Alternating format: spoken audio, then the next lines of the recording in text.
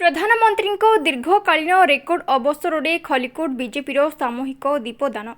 आज भारतर प्रधानमंत्री भाव श्री नरेंद्र मोदी दीर्घकालीन रेकर्ड अवसर में खलिकोट बीजेपी पक्षर बाबा गुप्तेश्वर मंदिर में सामूहिक दीपदान कर। श्री मोदी भारतर प्रथम प्रधानमंत्री जवाहरलाल नेहरू 12 वर्ष शासन काल को अतिक्रम कर आज देशपाई एक नुआ कीर्तिमान स्थापन कर।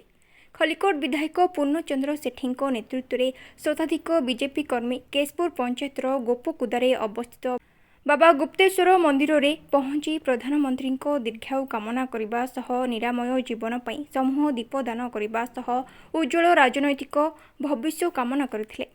एही कार्यक्रम में राज्य ओबीसी मोर्चा सभापति कालूराम महाराणा, राज्य स्वतंत्र निमंत्रित सदस्य सुभजित कुमार, मंडल सभापति पंकज माझी, मिटू स्वाई, प्रदीप कुमार पट्टनायक, पद्मचरण सुबुधी, रमेश परिडा, भिक्क पांडी, सरपंच सिक्क पांडी, महेश्वर स्वाई, प्रकाश सासमल, मिथुन खुंटिया, समिति सभ्य उल्लास परिडा, सुदर्शन बेहरा, टुल्लू पाहान, प्रदीप कुमार जेना, हेमंत कुमार महाराणा, अशोक कुमार दलई समेत अन्य बीजेपी नेता और कर्मी माने जोग देथिले।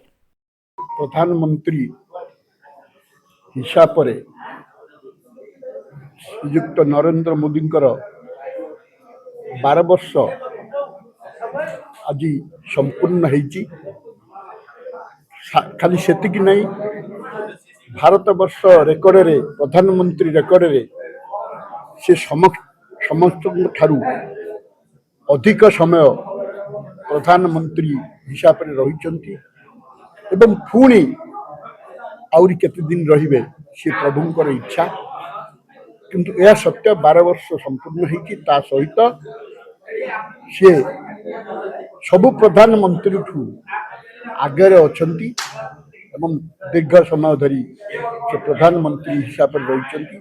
यदि आम तुलना करवा विगत दिनर प्रधानमंत्री मध्य आज दिन में आमर प्रिय प्रधानमंत्री यशस्वी प्रधानमंत्री नरेंद्र मोदी किमती दीर्घायु हेबे आज जाति उद्देश्य निजकू समर्पित देइथिबा व्यक्ति जनक